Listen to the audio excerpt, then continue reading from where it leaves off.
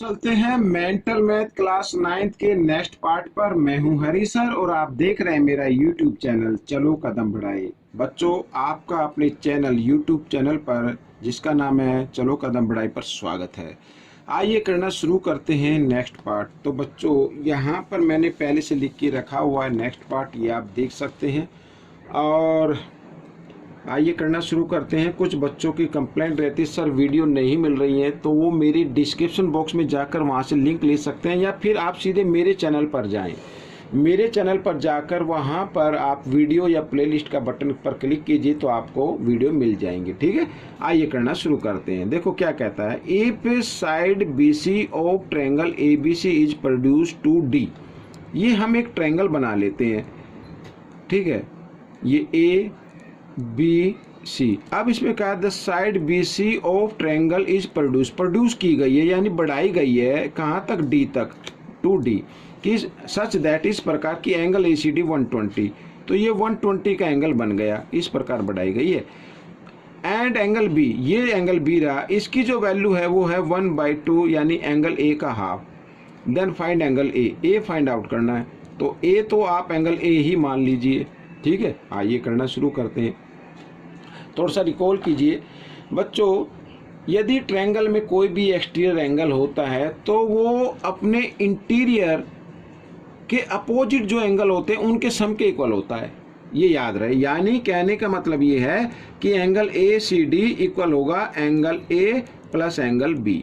ठीक है, यहाँ पर मैं ए लिख भी देता हूँ। N exterior angle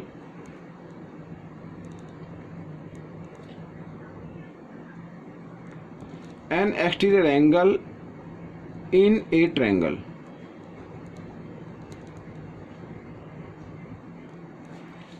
is equal to the sum of its interior opposite angle।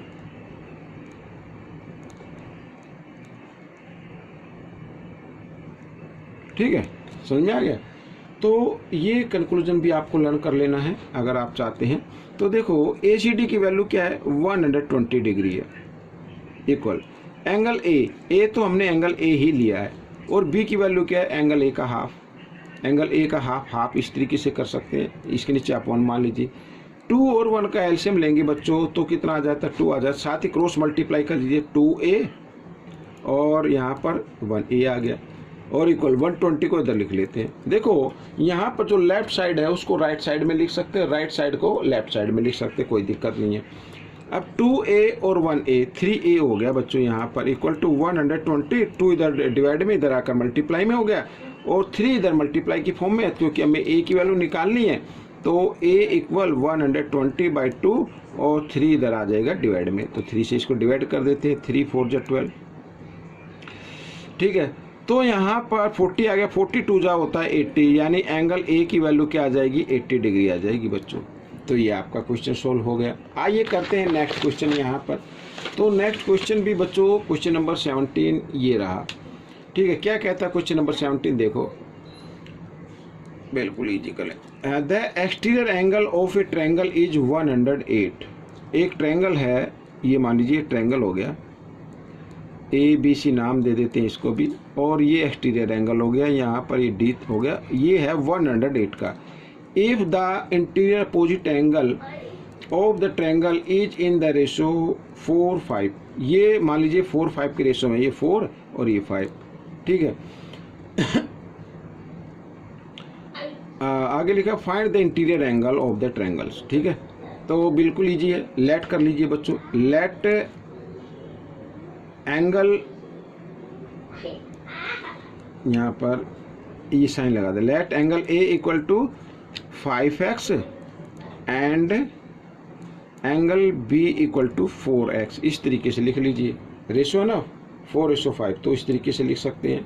और ऐसा नहीं है कि मैंने बी को 4 लिया है, आप ए को भी 4 ले सकते हैं। अगर आप चाहे तो इसको 4 ले लीजिए, इसको 5 ले लीजिए, इस तरीके से भी कर सकते हैं। ये 4 हो गया और ये 5 हो गया, ऐसे भी कर सकते हैं, कोई दिक्कत नहीं है। ठीक है, तो अब देखो, अकॉर्डिंग टू क्वेश्चन, हमने अभी इससे पहले क्वेश्चन में क्या देखा कि जो एक्सटीरियर एंगल होता है वो अपने इंटीरियर एंगल के सम के इक्वल होता है, यानी angle A plus angle B equal होगा एंगल ए सी डी। यही तो देखा हमने पिछले क्वेश्चन में। तो लास्ट क्वेश्चन में जब हम देख चुके तो वो लिखने की जरूरत नहीं है बार बार कंक्लूजन, तो आपको याद रखना है। तो ए की वैल्यू बच्चों यहाँ पर है 4x और बी की वैल्यू है 5x और ACD की वैल्यू 108। 5 और 4 होता है 9 और यहाँ पर 108 आ गया। x की वैल्यू निकाल लीजिए 108 9 इधर मल्टीप्लाई की फॉर्म में, इधर आकर ये डिवाइड की फॉर्म में आ गया। 9 1 जा 9, 9 2 जा 18, तो x की वैल्यू 12 डिग्री आ गई। तो एंगल ए की वैल्यू है 4x और x की जगह आपको x की वैल्यू लिख देनी है। 12 4 जा होता है 48 डिग्री। एंगल बी की वैल्यू बच्चों लिखनी है 5x, तो x की जगह आपको x की वैल्यू लिखनी होगी। तो 12 5 जा होता है 60। तो बच्चों इस तरीके से ये आपका, देखो यहाँ पर एंगल बी की तो वैल्यू निकल चुकी है, ए की भी निकाल ली है। तो इसमें कहा है find the interior angles of triangle. सभी जो इंटीरियर एंगल है वो हमें फाइंड आउट करने। तो ए की वैल्यू आ गई, बी की आ गई, अब ये सी की। सी तो दोनों तरफ है ना, इधर भी इधर भी। इधर हम 1 मान लेते हैं बच्चों, ठीक है। तो आपको मालूम है ये लाइन 180 डिग्री पे होती है। तो यहाँ पर एंगल 1 प्लस 108 का सम क्या होगा, 180 होगा, 180 डिग्री होगा। लीनियर पेयर बोलते हैं। तो हम इसको लिख सकते हैं इस तरीके से भी, एंगल ए सी बी और plus angle A C D equal to 180 degree. इन्हें बोलते हैं लीनियर पेयर, ठीक है। मैंने पूरा नाम लिख दिया, 1 नहीं लिखा, मैंने पूरा नाम लिख दिया, ए सी बी और ए सी डी, ठीक है। तो ए सी बी हमें निकालना है। तो एंगल ए सी बी और ए सी डी तो क्या है, 108 डिग्री का है, इक्वल 180 डिग्री। तो एंगल ए सी बी, ये आपका आंसर आ गया 180 डिग्री। 108 इधर प्लस का, इक्वल के साइन से इधर ले और माइनस का हो जाएगा और माइनस कर दीजिए। तो यहाँ पर बच्चों 10 में से 8 माइनस किया, आ गया 2 और यहाँ पे रह गया 7 का 7 आ जाएगा, 1 में से 1 हो गया 0। तो ये आ गया बच्चों। तो आपके 3 एंगल आ गए, 48 डिग्री, 60 डिग्री और 72 डिग्री, ठीक है। इस तरीके से ये क्वेश्चन आपका सॉल्व हो गया। तो क्वेश्चन नंबर 18 क्या कहता है, आइए देख लेते हैं इसको भी। क्वेश्चन नंबर 18, ठीक है, क्या कहता है, the exterior angle of A triangle is 93, ठीक है।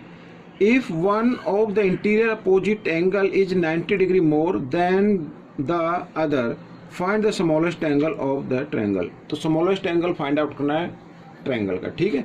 आइए करना शुरू करते हैं। तो सबसे पहले बच्चों मैं यहाँ पर एक फिगर बना लेता हूँ छोटी सी। ये देखो यहाँ पर नाम ए बी सी डी, ये हो गया एक्सटीरियर एंगल, ठीक है। ये है 93 डिग्री का और ये हो गए इसके अपोजिट में इंटीरियर अपोजिट एंगल। जो इसमें कहा है कि एक एंगल दूसरे से 90 डिग्री मोर है। अगर एंगल ए एक्स डिग्री का है तो बी एक्स प्लस 90 डिग्री का होगा, 19 का सॉरी, ठीक है। तो हमें स्मॉलेस्ट एंगल फाइंड आउट करना, ट्रायंगल का स्मॉलेस्ट एंगल कौन सा होगा। आइए करना शुरू करते हैं। Let A B C is a triangle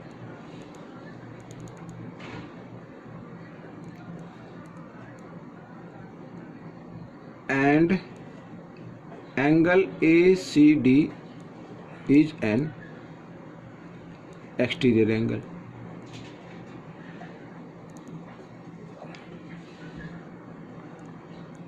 ठीक है, ये हो गया। तो आपको करना कैसे है, हम कई क्वेश्चन कर चुके हैं। जो इंटीरियर अपोजिट एंगल होते हैं यानी एंगल प्लस एंगल बी, ये इक्वल होता है अपने एक्सटीरियर एंगल के, एंगल ए सी डी के, ठीक है। इस तरीके से या आप इस तरीके से भी ले सकते हैं। जो एक्सटीरियर एंगल होता है वो अपने इंटीरियर अपोजिट एंगल के सम के इक्वल होता है, ठीक है। तो यहाँ पर देखो x की वैल्यू, सॉरी एंगल ए हमने लिया x और b लिया हमने x प्लस 19 डिग्री, ठीक है, इक्वल ए सी डी है आपका 93 डिग्री का। तो 1x और 1x हो गई बच्चों 2x इक्वल 93 डिग्री और ये 90 इधर प्लस है, इक्वल के साइन से इधर आकर ये माइनस का हो जाता है। ये माइनस कर लेते हैं बच्चों। 13 में से 9 माइनस करेंगे तो 4 और यहाँ पे रह गया 8 में से 1 माइनस किया 7। ठीक है, इस तरीके से। तो x की वैल्यू आपको निकालनी है तो 74, 2 इधर मल्टीप्लाई में, इधर आकर ये डिवाइड में आ जाएगा इस तरीके से। ठीक है, तो 2 से डिवाइड कर देते हैं तो 2 3 जा 6, 2 7 जा 14। तो x की वैल्यू क्या आ गई बच्चों? 37 आ गई। तो अब इसमें कहा कि स्मॉलेस्ट एंगल फाइंड आउट करना ट्रायंगल में। तो मेरे हिसाब से स्मॉलेस्ट एंगल तो यही होगा, क्योंकि जो एंगल बी होगा, ये एंगल ए की वैल्यू आ गई। मैं इधर लिख देता हूँ angle A equal to 37 degree. ठीक है, तो यहाँ पर हम लिखेंगे एंगल जो बी होगा वो क्या लिखा? x प्लस 19, यानी x की जगह x की वैल्यू और प्लस 19 इस तरीके से। तो 9 प्लस 7 16, 3 और 1 4 और 1 5, 56 का हो गया। और यहाँ पर ये एंगल कितने? इसको 1 मान लीजिए, यानी एंगल 1 और प्लस 93, ये दोनों एंगल, ये तो आपको मालूम है ना, ये जो लाइन होती है 180 डिग्री पे होती है, तो दोनों का सम क्या होगा? 180 होगा। लीनियर पेयर बोलते हैं बच्चों इसे, लीनियर पेयर। ठीक है, तो अब 1 की वैल्यू निकालनी है तो एंगल 1 इक्वल टू 180 डिग्री, 93 इधर प्लस है, इधर आकर ये माइनस का हो जाएगा।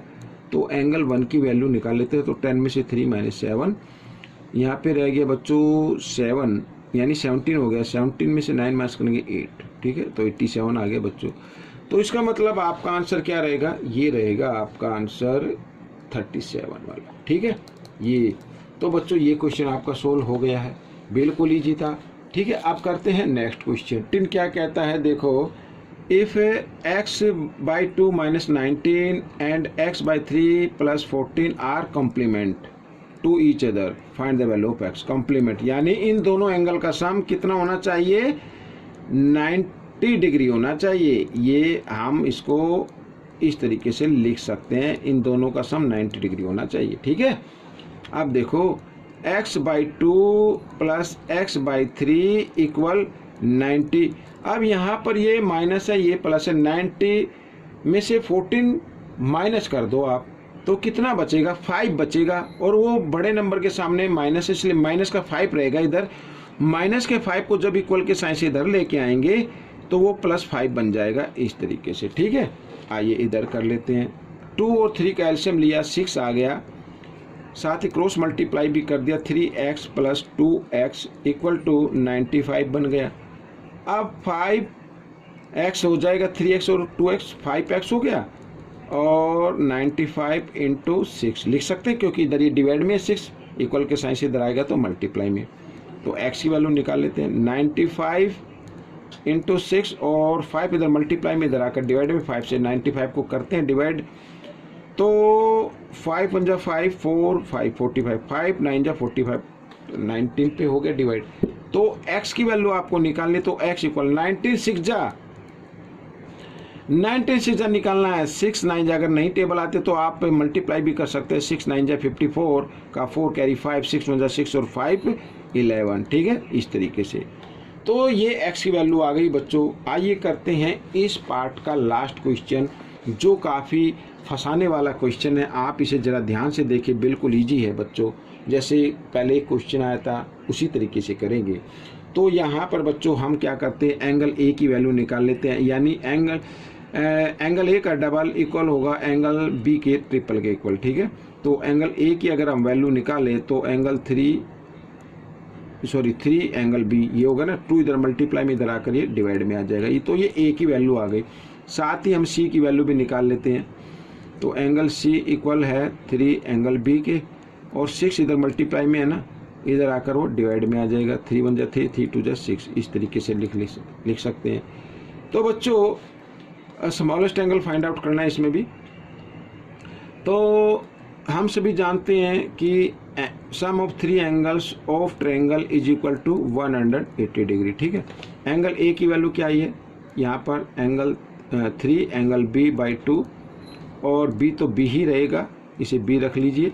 और सी की वैल्यू इसके नीचे 1 मान लीजिए। सी की वैल्यू आई है बच्चों एंगल बी बाई 2 और इक्वल टू 180 डिग्री। ठीक है, 2 1 2 का एलसीएम लेना है हमें, इधर ले लेते हैं। तो आ जाएगा 2, क्योंकि डिनोमिनेटर और एलसीएम सेम है तो ऊपर 3b रहेगा, एंगल 3b, और यहाँ पर 2 को 1 से डिवाइड करेंगे तो 2 पे टेबल और 2 को b से मल्टीप्लाई कर देंगे तो 2 एंगल b आ जाएगा, और इधर रहेगा क्या, एंगल b। ठीक है, इस तरीके से इक्वल 180। 3 + 2 5 और 1 6, यानी 6 एंगल b हो गया, और 182 इधर डिवाइड में इधर आकर ये मल्टीप्लाई में आ गया। b की वैल्यू निकाल लीजिए, 180 × 2, 6 इधर किस फॉर्म में है, मल्टीप्लाई की फॉर्म में, इधर आकर ये डिवाइड की फॉर्म में आ गया। 6 से डिवाइड कर देते हैं, 6 3 जा 18, ये आ गया बच्चों 30, 32 जा 60, यानी एंगल b की वैल्यू तो आ गई 60 डिग्री। अब हमें ऐसे तो पता नहीं चलेगा कि स्मॉलेस्ट एंगल क्या है, तो b की वैल्यू तो निकाल लिया, अब a की वैल्यू निकाल लेते हैं। एंगल a, तो a है इक्वल बच्चों यहाँ पर 3, और एंगल b की जगह b की वैल्यू को पुट कर दीजिए बाई 2, 2 से 30, 33 जा 90, जी हाँ ये तो 90 डिग्री का आ गया, ये भी नहीं है। आइए c का देख लेते हैं, c इधर निकाल लेता हूँ बच्चों में। ठीक है, c तो यहाँ पर है 1b है ना, तो b की जगह b की वैल्यू को पुट करेंगे 60, और नीचे 2, तो इसको डिवाइड किया, जी हाँ 30 डिग्री। तो स्मॉलेस्ट एंगल आ गया बच्चों, एंगल सी रहेगा आपका स्मॉलेस्ट एंगल, जो 30 डिग्री का होगा। तो बच्चों ये क्वेश्चन भी आपका सोल्व हो गया है। आपको कैसा लगा मुझे ज़रूर बताएं, और इसमें से देखकर दूसरों को ज़रूर सिखाएं। याद रखना, जब तक आप दूसरों को नहीं बताएंगे आप मैथ में परफेक्ट नहीं होंगे। मिलेंगे नेक्स्ट पार्ट में। Till then keep watching this video. Thank you.